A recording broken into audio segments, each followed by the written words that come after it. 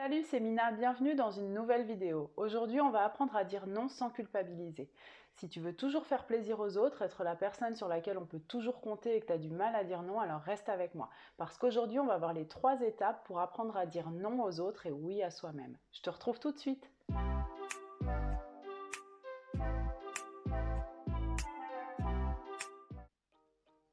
On sait tous qu'il est beaucoup plus facile de dire oui, pourtant ce oui peut s'avérer lourd de conséquences. Quand on te propose quelque chose ou qu'on te demande quelque chose, il se peut que tu dises oui par peur de culpabiliser, parce que tu es gêné de dire non, parce que tu veux être sympa, tu veux être la personne sur laquelle on peut compter. Parce quand tu dis oui alors qu'au fond de toi-même tu pensais non, c'est que tu t'en veux à toi-même, t'en veux également à l'autre parce que tu te dis qu'il aurait dû deviner que tu n'étais pas disposé à le faire, et quand tu fais ça, tu te fais du mal à toi-même et potentiellement à ta relation avec l'autre. Tu peux aussi très vite te retrouver dépassé et submergé tant tu as des choses à porter sur les épaules.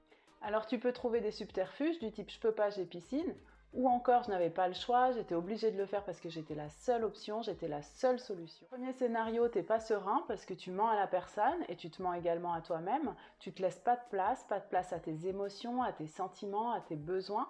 La réalité c'est que t'as pas piscine, t'as juste d'autres priorités et ça c'est ok et tu n'as pas à le justifier. Et dans le deuxième scénario, tu fais de la problématique de l'autre ta propre problématique. On a toujours le choix.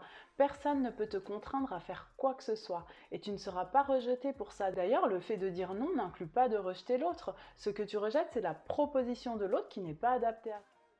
Alors aujourd'hui, je te propose 3 étapes pour apprendre à dire non sans culpabiliser, sans te sentir égoïste, avec assurance et sérénité. C'est parti! La validation. Quand tu es face à une requête ou à une proposition, au lieu de penser à la réaction de l'autre, interroge-toi. Est-ce que j'ai vraiment envie de le faire au fond de moi? Est-ce que je peux le faire? Est-ce que mon emploi du temps me le permet? Il s'agit ici de toi et de personne d'autre. Souviens-toi que tu n'as pas besoin de faire quoi que ce soit pour être aimé ou pour être apprécié. On t'aime pour ce que tu es et non pour ce que tu peux apporter. Si tu fais partie des personnes qui disent systématiquement oui, alors ce processus de validation va prendre un petit peu de temps. Et dans ce cas, tu peux dire merci pour la proposition, j'y réfléchis et je reviens vers toi. De cette façon, tu gagnes un peu de temps pour réfléchir à ce que tu veux vraiment au fond de toi et pour prendre ta décision.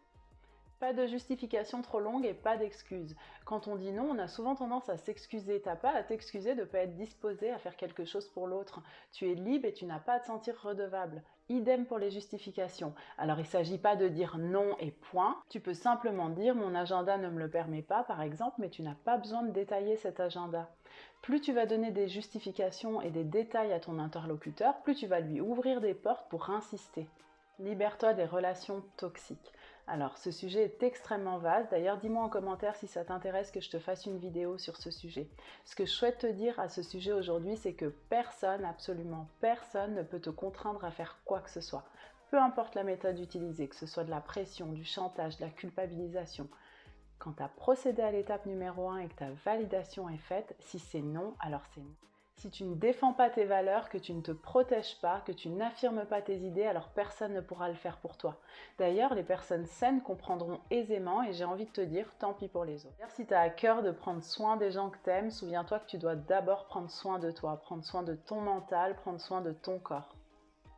Si au fond de toi c'est non mais que tu dis oui, alors tu ne te fais pas du bien. Le fait de ne pas dire oui à tout et de dire non à ce qui ne t'anime pas et à ce qui ne te fait pas du bien ne fait pas du tout de toi une personne égoïste. Cela fait de toi une personne en phase avec elle-même et authentique avec les autres. Cela signifie simplement que tu as de l'estime pour toi et que tu priorises tes sentiments, tes valeurs et tes besoins.